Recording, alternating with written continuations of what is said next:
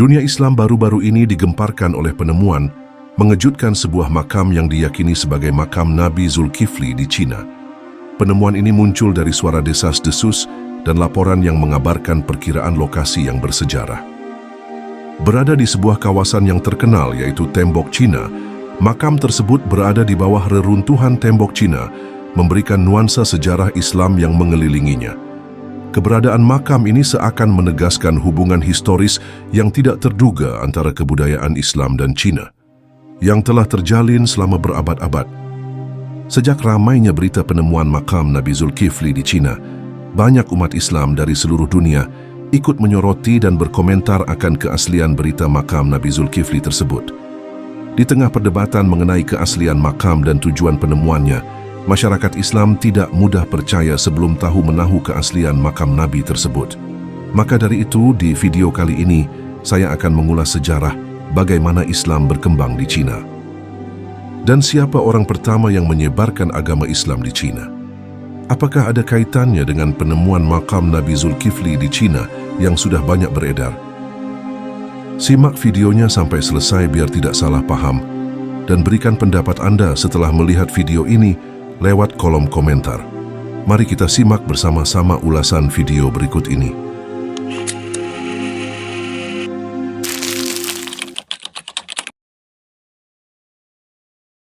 Penyebaran agama Islam di China merupakan salah satu bagian penting dari sejarah interaksi antara budaya Timur dan Barat. Sejak awal, Islam memasuki China melalui jalur perdagangan, terutama Silk Road, yang menghubungkan Asia Tengah dengan daerah pesisir. Para pedagang Muslim dari Persia dan Arab, yang dikenal sebagai pedagang Syed, mulai menjalin hubungan dagang dan sosial dengan masyarakat Cina. Masuknya Islam ke dalam Cina dapat ditelusuri kembali ke abad ke-7 Masehi. Pada masa pemerintahan dinasti Tang, para pengembara dan pedagang asing dipermudah untuk memasuki negeri Tiongkok. Mereka membawa serta budaya dan agama mereka termasuk Islam. Pengaruh ini semakin meningkat pada masa dinasti Song yang memberikan ruang berkembangnya komunitas Muslim di kota-kota besar. Komunitas Muslim di Cina berkembang pesat, tergantung pada wilayah geografis dan sistem sosial yang ada. Di utara, masyarakat Hui, yang merupakan keturunan Cina, mulai muncul sebagai komunitas Muslim yang terintegrasi dengan baik. Sementara itu, di wilayah barat laut, etnis Uighur juga berkontribusi pada penyebaran Islam dengan bahasa dan budaya mereka yang khas. Bersama-sama, mereka menjaga warisan dan tradisi Islam di Cina. Salah satu faktor kunci dalam penyebaran Islam di Cina adalah sifat inklusif dan adaptif dari ajaran Islam itu sendiri. Islam mampu berbaur dengan budaya lokal, menarik minat masyarakat yang beragam. Kegiatan sosial, perdagangan bebas, dan interaksi antar komunitas memberikan alasan kuat bagi masyarakat untuk menerima ajaran baru ini. Penyebaran Islam tak lepas dari tantangan, termasuk penganiayaan dan perbedaan dengan kekuasaan politik yang dominan. Namun meskipun tantangan tersebut, agama ini tetap berkembang dengan caranya sendiri, beradaptasi dengan lingkungan yang ada tanpa kehilangan esensi ajarannya. Hingga saat ini, Islam di China tercermin dalam berbagai bentuk dan praktik. Masjid-masjid megah dibangun yang menjadi pusat ibadah sekaligus simbol keberadaan mereka. Festival keagamaan seperti Idul Fitri dan Idul Adha dirayakan, memperkuat identitas Muslim dalam konteks budaya Cina. Akhirnya, penting untuk memahami bahwa sejarah penyebaran Islam di Cina adalah suatu proses dinamis yang mencerminkan perjalanan panjang antara agama, budaya, dan masyarakat. Islam menjadi bagian integral dari mosaik budaya China, di mana kedamaian dan harmonisasi antar etnis menjadi tujuan di tengah keragaman yang ada. Islam memasuki tanah Tiongkok melalui jalur perdagangan yang berlangsung antara abad ke-7 dan ke-8. Di antara para pedagang ini, seorang yang menonjol adalah Sa'ad bin Abi Waqqas, seorang sahabat Nabi Muhammad, yang diakui sebagai orang pertama yang menyebarkan ajaran Islam di tanah yang luas ini. Dengan kedatangan dia, benih ajaran Islam mulai menuai perhatian di kalangan penduduk lokal, membawa pesan damai dan ajaran yang penuh dengan moralitas. Ketika Sa'ad memasuki kota-kota pelabuhan di Tiongkok, dia tidak hanya diperkenalkan sebagai seorang pedagang, tetapi juga sebagai seorang utusan spiritual. Melalui pendekatan yang lembut dan rahmat, ia berhasil menarik perhatian terhadap konsep baru yang dibawa agamanya.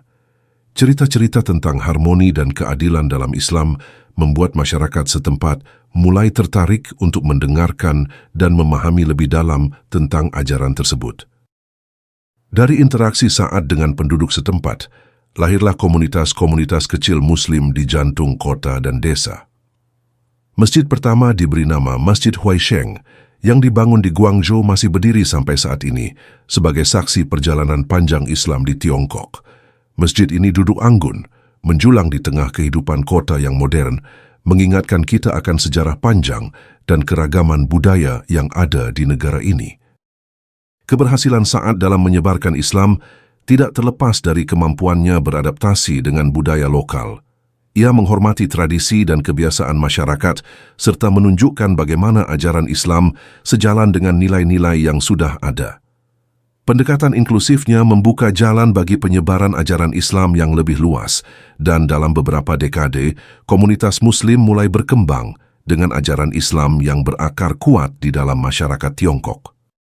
Kehadiran Sa'ad bin Abi Waqqas dan para pengikutnya tidak hanya mengubah wajah spiritual masyarakat, tetapi juga membangun jembatan antar kultur antara Tiongkok dan dunia Islam.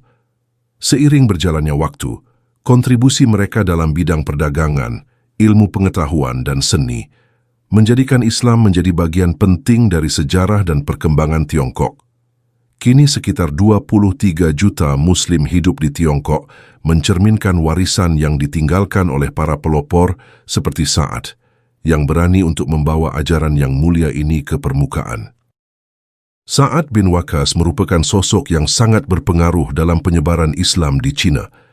Memiliki jiwa kepemimpinan dan keinginan yang kuat untuk menyebarkan ajaran agama, ia datang ke negeri Tiongkok pada masa pemerintahan dinasti Tang.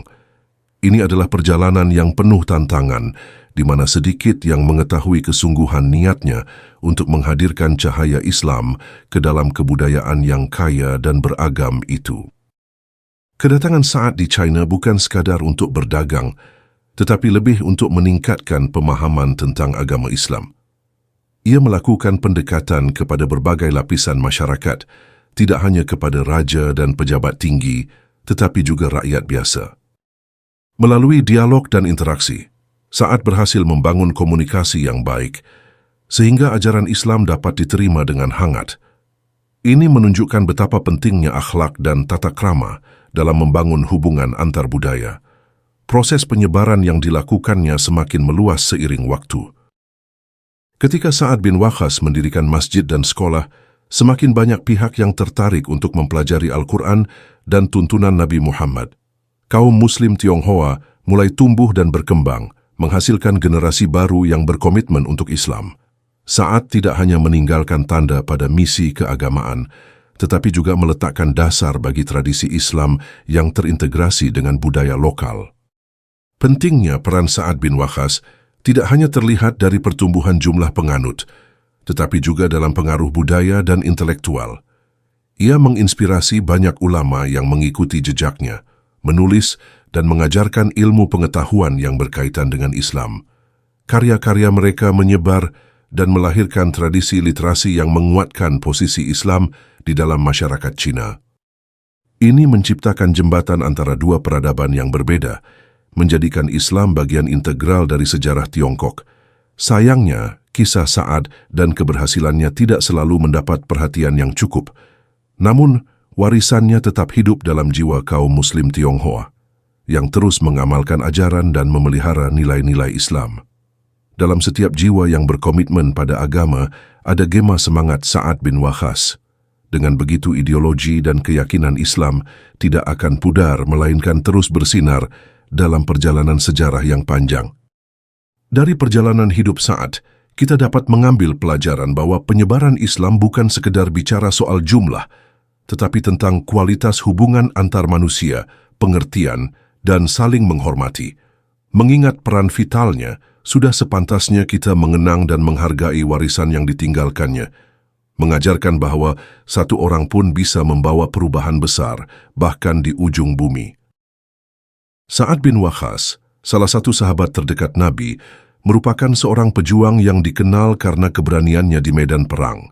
Setiap langkah yang diambilnya dipenuhi dengan dedikasi dan semangat juangnya membangun kisah luar biasa dalam sejarah Islam. Dilahirkan dalam keluarga terhormat, ia dibesarkan di Mekah di tengah-tengah kebangkitan Islam, dipenuhi dengan keinginan untuk berkontribusi pada perjuangan agama yang baru. Ketika masa peperangan mulai melanda, Sa'ad mengambil peran aktif, bergabung dengan pasukan yang dipimpin Nabi Muhammad. Ia dengan berani menghadapi musuh, di mana ia dikenal sebagai pemanah ulung. Dalam pertempuran Badr dan Uhud, keahliannya menjadi salah satu pilar kemenangan umat Islam. Namun setiap medan perang juga menyimpan resiko. Disitulah Sa'ad belajar bahwa keberanian bukan hanya sekadar fisik, tetapi juga keteguhan hati dan keimanan yang tak tergoyahkan. Kisah wafatnya Sa'ad bin Waqqas penuh dengan hikmah. Di masa tuanya, setelah menjalani hidup yang penuh tantangan dan keperkasaan, ia merasakan tanda-tanda wafat. Ia mengingat kembali setiap pertempuran yang dilaluinya, sahabat-sahabat yang gugur di sisinya, dan cinta yang tulus pada Tuhannya. Saat ajal menjemput, Sa'ad tidak merasa takut atau cemas. Sebaliknya, ia merasa tenang, yakin akan surga yang dijanjikan. Dalam detik-detik terakhir hidupnya, ia berdoa dan memohon ampunan, menggenggam keyakinan bahwa pengorbanan dan perjuangannya selama hidup tidak akan sia-sia. Kematian Sa'ad bin Waqqas membawa duka bagi banyak orang, terutama para sahabat Nabi. Ia diingat sebagai tokoh yang tidak hanya terampil dalam perang, tetapi juga penuh kasih kepada sesama. Banyak pelajaran berharga yang bisa diambil dari hidupnya, kepemimpinan yang tulus, cinta kepada agama dan pengorbanan untuk kebaikan umat. Saat umat Islam mendoakannya, mereka tidak hanya mengenang kehebatan fisiknya, tetapi juga karakter dan keteguhannya dalam menghadapi kerasnya perjuangan hidup, menjadikannya sosok teladan yang akan dikenang selamanya.